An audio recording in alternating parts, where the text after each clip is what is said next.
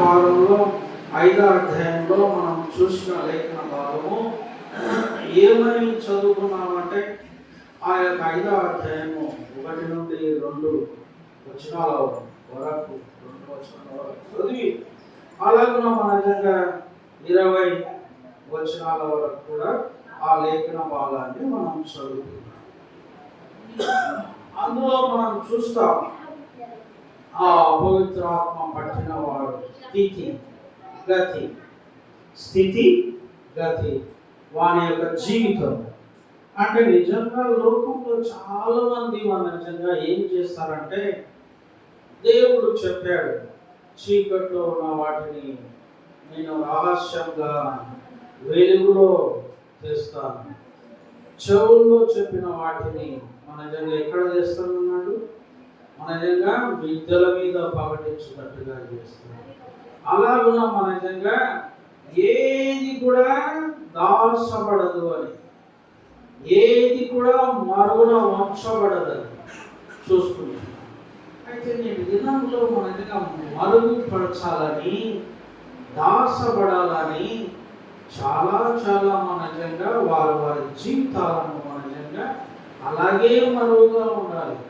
పాప జీవితం, రోత జీవితం, ఆ సాతాను యొక్క అపవిత్రత అలాగే ఉండాలని కోరుకుంటారు.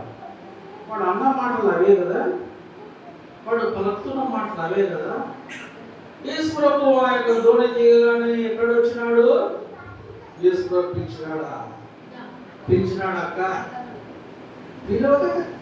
యేసు ప్రభు పిలవలే, వాడే పరిగెత్తుకుని వస్తున్నాడు. వచ్చి నజరేయుడైన యేసు నాతో నీకేం పని అంటే, వాడు చేసేది వాడు చేస్తున్నట్టునే ఉండాలి, వాళ్ళు చేసేది వాళ్ళు చేస్తున్నట్టునే ఉండాలని లోకంలో ప్రజల యొక్క విశ్వాసం, ప్రజల యొక్క బుద్ధి అర్థమవుతుంది కదా, అర్థమవుతుంది కదా.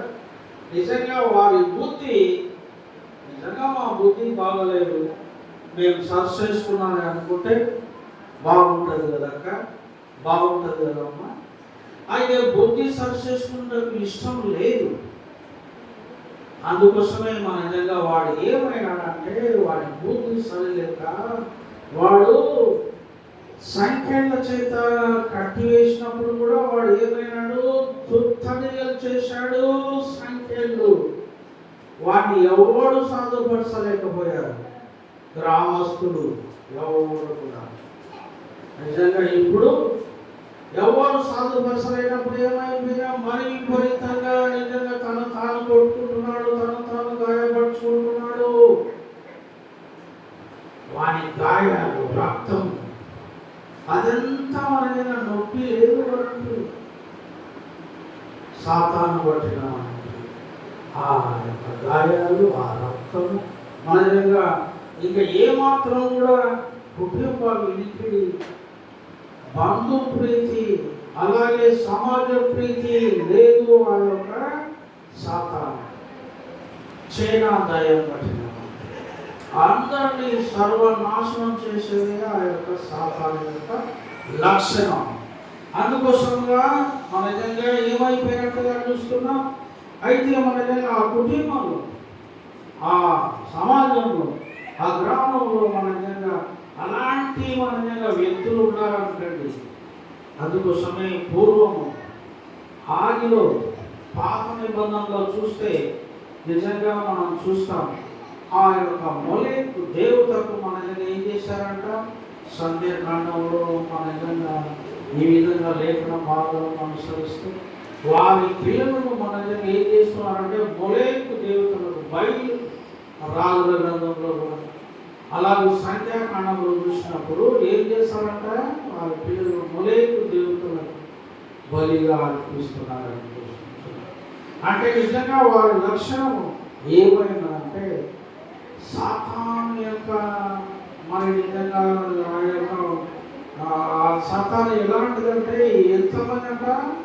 2000కు పైగా మన నిజంగా వేదపులది.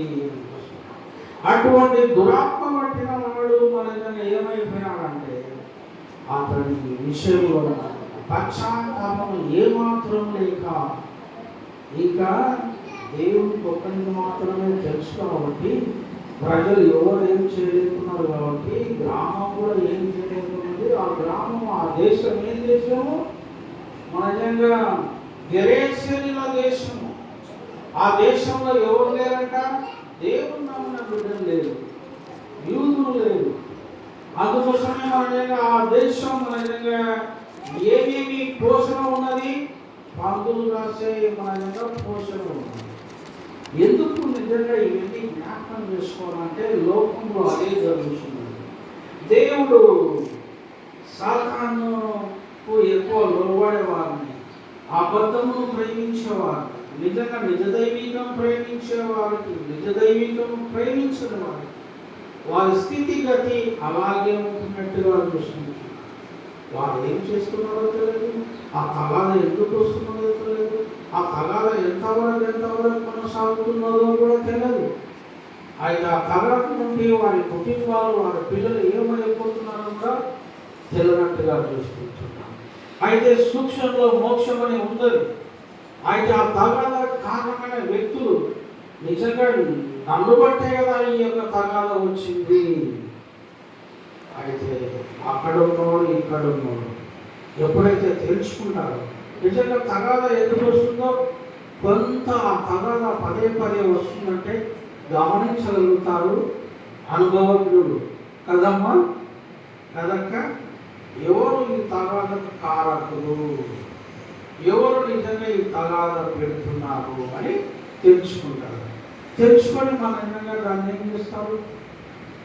అల్లూరులో మన నిజంగా తిమ్మారెడ్డి, అల్లూరులో మన నిజంగా ఇప్పుడు మన శివానందరెడ్డి ఉన్నాడు కదా, శివానందరెడ్డి తండ్రి గారు మన నిజంగా గిడ్డారెడ్డి గారు.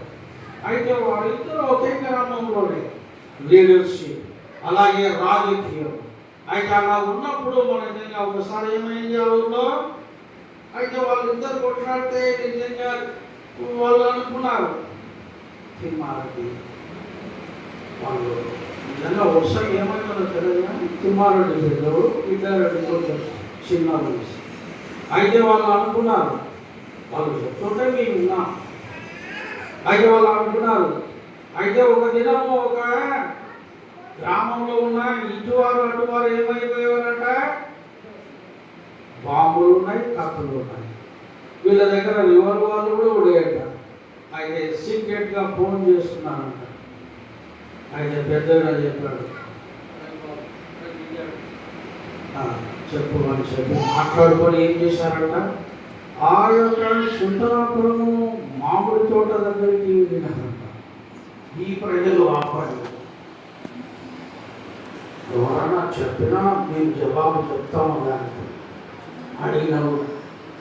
అయితే మన విధంగా వాళ్ళు ఆ యొక్క సుందరాపురం ఏరియాలో పోయి ఇంకా ఇటువైపు అటువైపు తాగుతున్నారు, భక్తులు నూరుతున్నారు. మన విధంగా త్యాగలు ఇటువైపు అటువైపు వేస్తున్నారు. వేస్తూ ఇంకా లాస్ట్కి వాళ్ళకే మనసు ఒప్పలేదు. వాళ్ళిద్దరూ అక్కడోడైనా ఇక్కడోడైనా కేసుకి నాలుగు మీద వచ్చారు. కేసుకి నాలుగు మీద వచ్చి వాళ్ళిద్దరూ మాట్లాడుతున్నప్పుడు అక్కడున్న ప్రజలు, ఇక్కడున్న ప్రజలు గమనించారు. గమనించి ఇట్లయిపోయింది, మనమేమో తాగొచ్చినాం, మన అక్కడ కత్తులు ఉన్నాయి, మన అక్కడ బాంబులు ఉన్నాయి, ఏంటిరా నిజాన్ని జరగాల కదా, జరగలేదు అని ఇట్లా అనుకుంటున్నారు. లాస్ట్కు ఒరే మేము రాజకీయ నాయకులు, మేము మళ్ళీ తర్వాత ఒకటైతాం కదా, పేద ప్రజలు మీరు దెబ్బతింటారు, మేమిద్దరం రాజకీయలో రాజారు, దేవుడికి స్తోత్రం. అయితే నిజంగా ఈ లోకంలో మన నిజంగా దైవికము లేకుంటే మానవత్వం అంటే అట్లా ఉంటుంది. దైవికం అనేది మానవత్వం. అదే ఈ యొక్క నిగాడి ఎందుకోసం వస్తుందని ఈ యొక్క సాతాను ధైర్యం పట్టినప్పుడు కొందరు వారి యొక్క లోపాలు, బలహీనతలు గమనించలేదు. వాళ్ళు గమనించక ప్రజలని రుద్దుతారు. ఇక్కడోడు రుద్దుతాడు, అక్కడోడు రుద్దుతాడు. లాస్ట్కి ఎవరు బలవుతున్నారు? అమాయకులైన బిడ్డలు. బలవుతున్నారని చూస్తున్నాం. అయితే అదే ఇప్పుడు దేశంలో జరుగుతున్న యుద్ధం, పోరాటం కూడా. అయితే దైవికంలో ఉన్న వాళ్ళు ఒకవైపు, అలాగే లోకరీతిగా ఉన్న వాళ్ళు ఒకవైపు, నిజమైన దైవికం పాటించాలని ఒకవైపు, అదైవికమే ఉండాలి, మేము చెప్పినదే గెలవాలని ఒకరు. అక్కడ జరిగేది, ఇక్కడ జరిగేది, కుటుంబాల్లో జరిగేది. మరి నిజంగా మనము నేర్చుకోవాలి. ఇప్పుడు మనం మార్కు సువార్తలో చదివినట్టుగా ఆ సేనా దయ్యం పట్టిన వాడి యొక్క స్థితి ఎలా ఉంటుందో దేశంలో, ప్రపంచంలో అలా ఉంటున్నట్టుగా చూస్తున్నాం. అయితే బుద్ధి జ్ఞానం ఉన్నవాళ్ళు మన విధంగా ఏం చేస్తారంటే, ఆ తిమ్మారెడ్డి పెద్దయిన మాట, ఆ గిడ్డారెడ్డి పెద్దయిన మాట, వాళ్ళు నిజంగా ఆ ఊళ్ళో నిజంగా ఆ పాతకాలంలో కొంచెం ఉన్నది ప్రజల యొక్క పోషణ గురించి, మానవత్వం, పేదరికం. ప్రజలు కూడా అలాగే పనిచేసేవారు కాబట్టి ఆ యొక్క రైతులు ఒకే ఊరు కాబట్టి రైతులు తెలుసుకున్నారు, పెద్దలు తెలుసుకున్నారు. వాళ్ళ తిండికుంది, తాగనీకుంది, తుపాకులు పట్టుకనీకుంది, బాంబులు పట్టుకనీకుంది. అయినా ఎందుకు తెలుసుకున్నారు?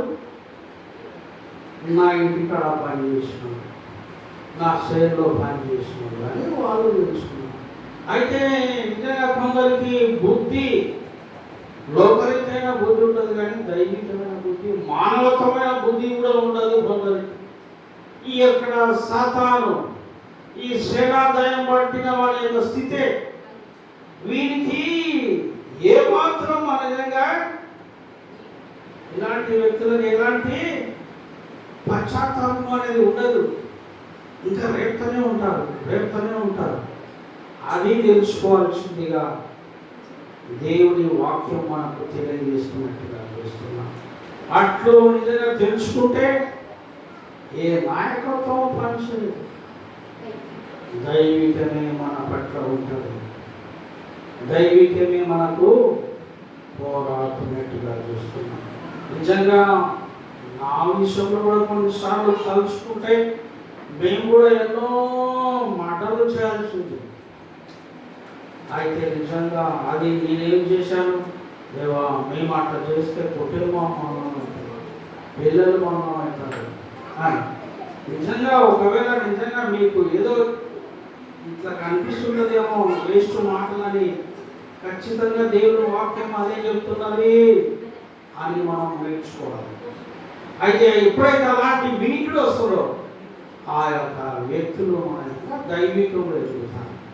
సమాజంలో, పాలన, కుటుంబాన్ని బాగుపరచకుండా ఉంటున్నట్టుగా చూస్తుంది. తర్వాత బయలుపరచబడుతుంది నిజమేదో, ఆ నిజం కాంతి ఏందో అని చెప్పి తెలుసుకున్నట్టుగా చూసుకుంటున్నాం.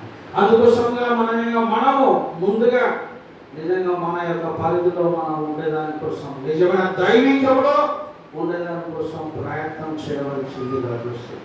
ఆ చేనా దయం పట్టినవాడు నిజంగా తనకు తానుగా, తన మానంగా తాను ఉండలేదు. అయితే యేసు రాగానే, యేసు నాతో నీకేం పని ఉంది, నాతో నీకేం పని చూస్తూ, అరే ప్రజలు ఇట్లా ఉండాలిరా అని చెప్తే నాతో నీకేం పని ఉందంటే, నాతో నీకు పని లేనప్పుడు, నీతో నాకు పని లేనప్పుడు ఎందుకు వచ్చినావో ఎదురు అని యేసు అడుగుతున్నాడు. అని ఏమన్నాడు? సాతానా వీరిని వదిలి, అంతకుముందే చెప్పాడు, మమ్మల్ని వదిలిపోమంటే మేము పోము, కానీ మాకు అక్కడ పెద్ద పందుల మంద ఉంది కదా కొండ చాటు, వాటిలోకి పంపని అడిగాడు. దయ్యంలో నిజంగా ఆ యొక్క పందుల మంద 2000 సంఖ్య అని చూస్తున్నారు. ఆ పందుల మంద మరి నిజంగా మేపువారు. అయితే కొందరు చెప్పాను కదా, ఒకరి 100 ఉంటే, ఒకరి 50 ఉంటే, ఒకరివి 200 దాకా, మరి ఒకరివి 500 దాకా పందుల మందలు. ఆ జీతగాళ్ళంతా, ఆ యజమానులంతా మన ఏమైపోయారు? యజమానులు కూడా ఉన్నారు, యజమాని పిల్లలు కూడా ఉన్నారు.